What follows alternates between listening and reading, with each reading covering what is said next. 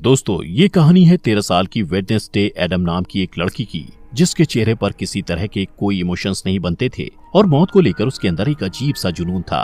वो सोचा करती थी कि मरने के बाद इंसान कहाँ जाता है और उसका क्या होता है। इसी वजह से उसे अक्सर काले और सफेद रंग के कपड़े पहनना ज्यादा पसंद था। उसे देखकर सबको अजीब सा लगता, जैसे कि वो इस दुनिया की ही ना हो। तो चलिए जानते हैं कि आखिर वो लड़की ऐसी क्यों थी। तो कहानी की शुरुआत में वेडनेसडे को एक स्कूल में दिखाया जाता है, जहां वो अपनी डरावनी आंखों के साथ बरामदे में चल रही थी। वहीं बाकी सब लोग उसे घूर घूर कर देख रहे थे। जब वेडनेसडे अपना लॉकर खोलती है तो उसके अंदर उसे अपना भाई बंधा हुआ दिखाई देता है, जिसके मुंह में एक सेब था।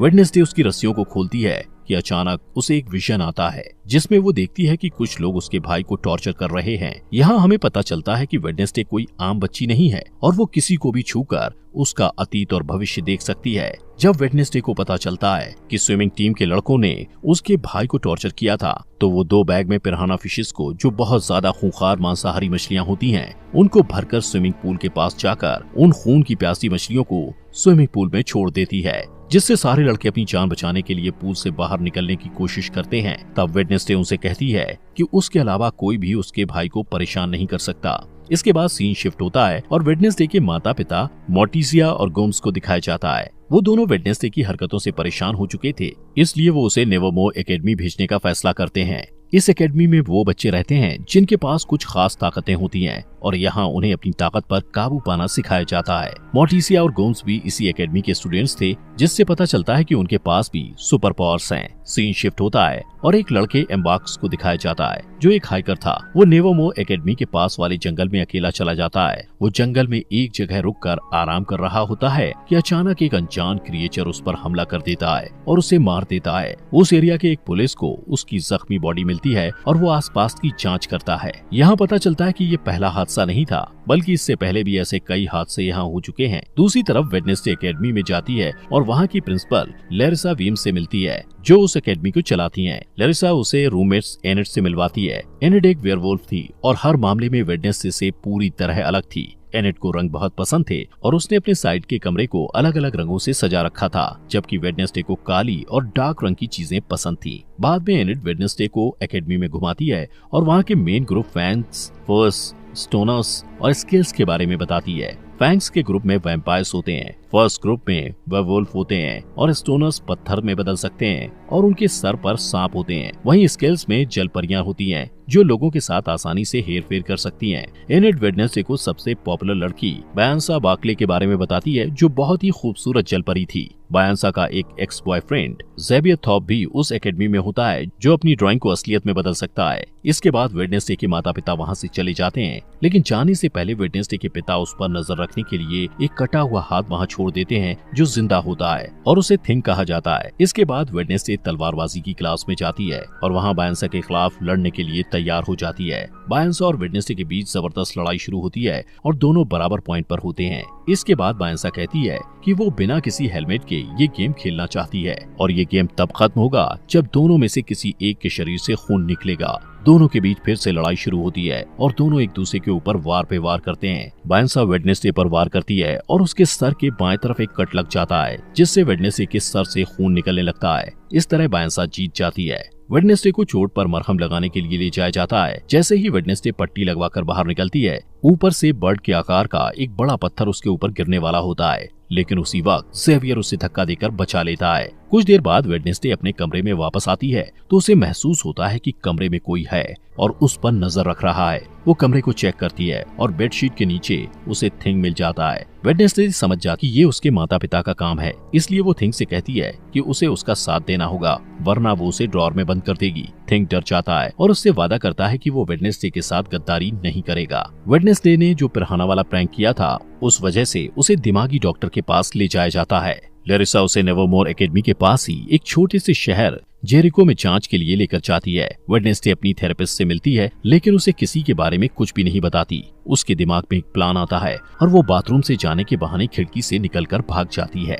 इस बीच वो एक आदमी से टकरा जाती है और उसे एक विजन आता है, जहां वो देखती है उस आदमी की कार एक्सीडेंट में मौत होने वाली है। वेडनेसडे डर जाती है और रिलैक्स होने के लिए एक कॉफी शॉप में पहुंच जाती है। वहाँ उसकी मुलाकात पुलिस के बेटे टायलर से होती है, जो वहाँ कॉफी बेचने का काम करता है। टायलर अपनी एस्प्रेसो मशीन को ठीक करने की कोशिश कर रहा होता है, लेकिन उसे कुछ समझ नहीं आता क्योंकि मशीन में जो इंस्ट्रक्शंस लिखे हुए थे वो इटालियन भाषा में थे। वेडनेसडे को इटालियन पढ़ना आता था, इसलिए वो आसानी से मशीन को ठीक कर देती है और इसके बदले में वो उसे बस स्टेशन तक छोड़ने को कहती है। टायलर के कुछ कहने से पहले ही वहाँ वो लड़के आ जाते हैं जिन्होंने वेडनेसडे के भाई को टॉर्चर किया था। वो लोग वेडनेसडे को भी परेशान करने लगते हैं। पहले वेडनेसडे उन्हें नजरअंदाज करने की कोशिश करती है, लेकिन जब बर्दाश्त नहीं होता तो वो उन्हें मारने लगती है। कुछ ही समय में लैरिसा पुलिस के साथ वहां आ जाती है और वहां की हालत देखकर उससे गुस्सा आता है और वो वेडनेसडे को डांटती है। इसके बाद वो लोग नेवरमोर एकेडमी जाने के लिए निकल जाते हैं।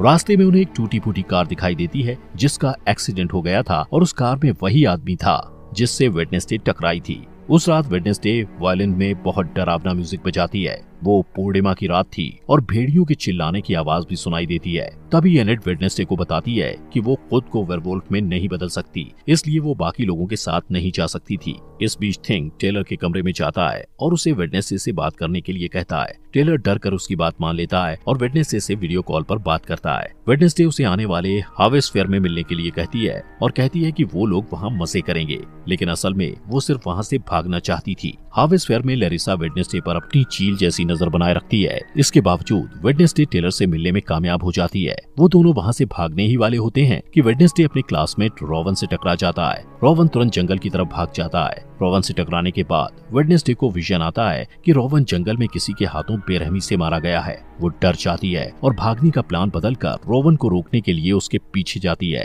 लेकिन इससे पहले कि वो कुछ बोल पाती, रोवन अपनी ताकत का इस्तेमाल करके वेडनेसडे को पेड़ के सहारे ऊपर लटका देता है। इसके बाद वो वेडनेसडे को अपनी माँ के बारे में बताता है जो भविष्य देख सकती थी। उसकी माँ ने 25 साल पहले एक तस्वीर बनाई थी और कहा था कि वेडनेसडे नेवरमोर एकेडमी को बर्बाद कर देगी। इसलिए रोवन कहता है कि कुछ भी बुरा होने से पहले वो वेडनेसडे को मार देगा। इसके बाद वो अपनी जादुई ताकत से वेडनेसडे का गला घोंटने लगता है। तभी एक भयानक राक्षस उसके ऊपर हमला कर देता है और रोवन को बेरहमी से मारकर वहाँ से गायब हो जाता है। वेडनेसडे उसकी कटी फटी बॉडी के ऊपर पड़ी हुई उस तस्वीर को उठाती है जिसे रोवन की माँ ने बनाया था।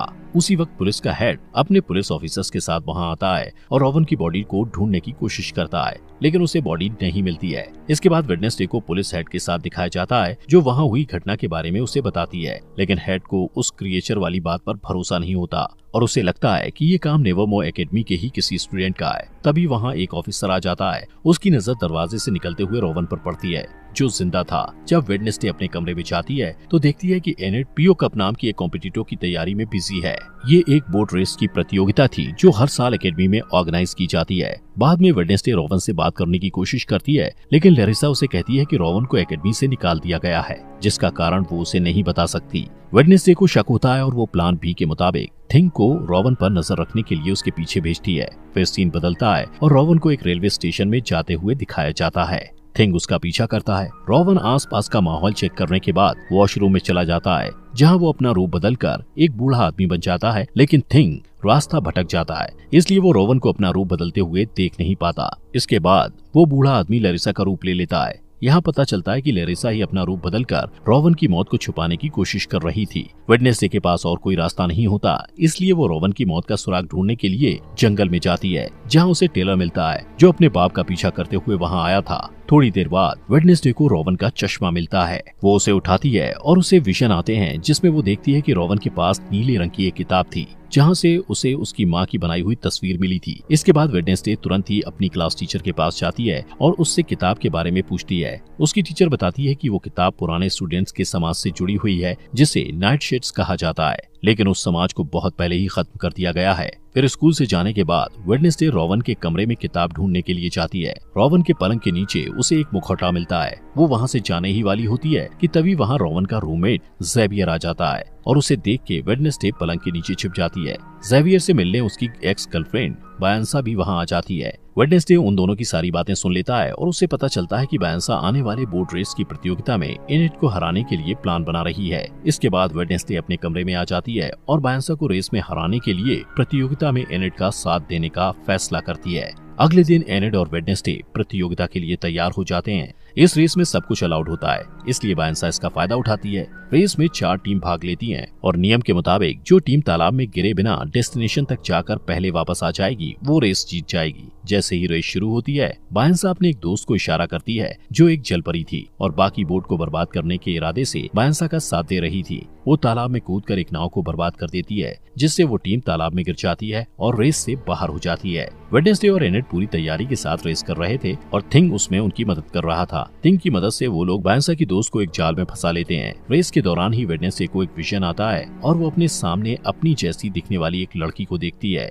जिसके बाल सुनहरे रंग के होते हैं। वो वेडनेसडे को कहती है कि वेडनेसडे एक चाबी है, जिससे वेडनेसडे काफी उलझन में पड़ जाती है। उसे कुछ समझ नहीं आता, लेकिन जैसे ही वो असली दुनिया में वापस आती है उसे पता चलता है कि बायंसा रेस में आगे निकल गई है, लेकिन वो हार नहीं मानती और बायंसा की चालों को उसी के खिलाफ इस्तेमाल करके ये रेस जीत जाती है। 40 साल के बाद पहली बार कोई नॉन सायरन टीम ये रेस जीती थी।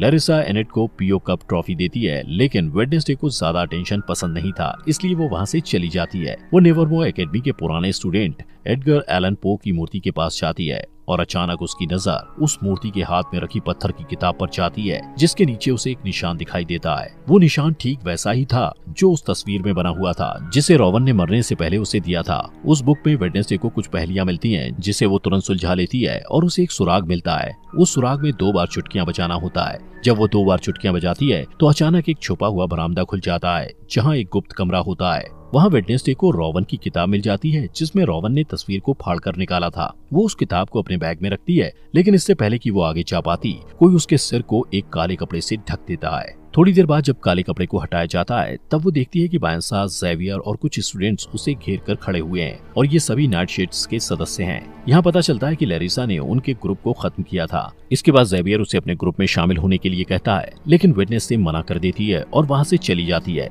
इसके बाद लैरिसा को दिखाया जाता है जो आउटरीच डे के बारे में घोषणा करती है, जहाँ एकेडमी के सारे स्टूडेंट्स को शहर के आम लोगों से मिलना जुलना होता है और उनके साथ काम करना होता है। इन लोगों को नॉमीज कहा जाता है। जब वो लोग शहर पहुंचते हैं, तब वेडनेसडे ज़ेवियर को बताती है कि उसके रूममेट की मौत हो चुकी है, लेकिन उसे इस बात पर भरोसा नहीं होता है और वो कहता है कि रोवन की मौत नहीं हो सकती, उसे बस एकेडमी से निकाल दिया गया है। इसके बाद वेडनेसडे उसे वो तस्वीर दिखाती है जो रोवन की माँ ने बनाई थी। ज़ेवियर उस तस्वीर को करीब से देखता है और कहता है कि इस तस्वीर में जो आदमी है उसने जेरिको शहर को बसाया था और उसका नाम जोसेफ क्रैकस्टोन है। थोड़ी देर बाद वेडनेसडे पिलग्रिम वर्ल्ड में जाने का फैसला करती है, जहां जेरिको के इतिहास के बारे में पता चलता है। वहां वेडनेसडे यूगिन नाम के लड़के से मिलती है जो मधुमक्खी पालने वाले क्लब में उससे पहले मिल चुका था और दोनों की दोस्ती भी हो गई थी। वो दोनों बातें करने लगते हैं और आसपास की चीजों को देखते हैं। इसके बाद सारे स्टूडेंट्स वहाँ की केयरटेकर अर्लिन से मिलते हैं, जो उन्हें पिलग्रिम वर्ल्ड घुमाते हुए जोसेफ क्रैकस्टोन की कलाकृतियों के बारे में बताती है। वेडनेसडे को ये सारी बातें इंटरेस्टिंग लगती हैं और वो अर्लिन से उसके बारे में और जानना चाहती है।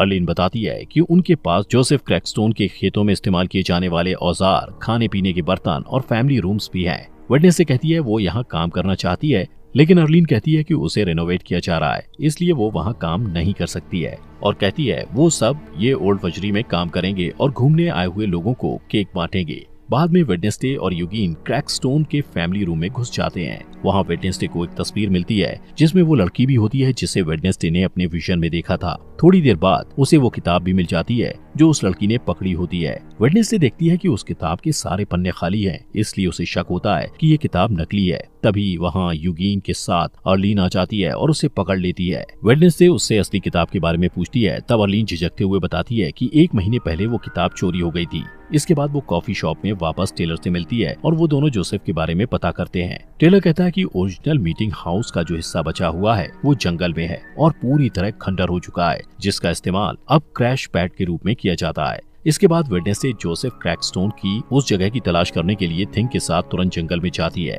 इस दौरान उन्हें एक बेघर आदमी मिलता है, लेकिन थिंग उसका दम घोटने लगता है और उसे डराकर भगा देता है। तभी वेडनेसडे को एक विजन आता है और वो खुद को 400 साल पहले के टाइम में देखती है। यहाँ वो सुनहरे बाल वाली लड़की दिखाई देती है जिसे वेडनेसडे पहले भी अपने विजन में देख चुकी थी। उस लड़की को गांव वालों ने घेर रखा था और वो उसे शैतान की संतान कहकर पुकार रहे थे। तभी वहाँ जोसेफ क्रैकस्टोन आ जाता है और उस लड़की को गुडी एडम्स कहकर बुलाता है। वो कहता है कि गुडी एक डायन है और उसे भी उसकी माँ और दूसरे आरोपी के साथ उस खेत में मर जाना चाहिए। चाहिए। इसका जवाब देते हुए गुडी की है कि जोसेफ ने उसकी जमीन हड़पी है, बहुत से निर्दोष लोगों की जानें ली है और उनकी शांति छीनी है। जोसेफ को गुस्सा आता है और वो गुडी को थोड़ी देर तक घूरता है और फिर उस खेत में आग लगा देता है। गुडी अपनी माँ को बचाने की कोशिश करती है, लेकिन उसकी सारी कोशिशें बेकार हो जाती हैं। जब कोई उम्मीद नहीं बचती तो वो एक गुप्त दरवाजे से निकलकर वहाँ से भाग जाती है। वेडनेसडे वहाँ छुपकर ये सब कुछ देख रही थी। गुडी जल्द ही वेडनेसडे के पास आती है और कहती है कि जोसेफ अपनी ये लड़ाई तब तक नहीं रोकेगा जब तक वो सबको मार नहीं देगा।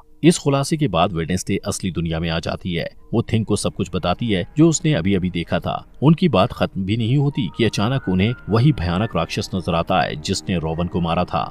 उसी वक्त बारिश होने लगती है। वेडनेसडे बारिश में भीगते हुए उसके पीछे भागती है, लेकिन वो बहुत आगे निकल जाता है। वेडनेसडे उसके पैरों के निशान का पीछा करती है, लेकिन अचानक वो निशान इंसान के पैर के निशान में बदल जाते हैं, जिससे पता चलता है कि वो राक्षस कोई इंसान ही है। तभी वेडनेसडे ज़ेवियर से टकरा जाती है और उसे सब कुछ बताती है जो उसने देखा था। ज़ेवियर उन पैरों के निशान को देखना चाहता है, लेकिन बारिश के कारण पैरों के निशान मिट जाते हैं। अगले दिन शहर में जोसेफ क्रैकस्टोन की नई मूर्ति के उद्घाटन के लिए सब लोगों को इकट्ठा किया जाता है। वेडनेसडे जेरिको के मार्चिंग बैंड के साथ डोंट स्टॉप का म्यूजिक प्ले करती है और शहर के मेयर और प्रिंसिपल लैरिसा मूर्ति का उद्घाटन करते हैं, लेकिन तभी थिंग वेडनेसडे के ऑर्डर के मुताबिक मूर्ति को ब्लास्ट कर देता है और सब लोग डरकर भाग जाते हैं। वेडनेसडे की आंखों में बदले की चमक दिखाई देती है और वो अब भी वायलिन बजा रही होती है। इसके बाद लैरिसा वेडनेसडे पर चिल्लाती है क्योंकि उसे लगता है कि ये सब वेडनेसडे ने किया है, लेकिन वेडनेसडे कहती है कि उसने ऐसा कुछ नहीं किया है। वेडनेसडे लैरिसा पर इल्जाम लगाते हुए कहती है कि वो जंगल में होने वाले खूनी हादसे का सच जानते हुए भी अनजान बनने की कोशिश कर रही थी।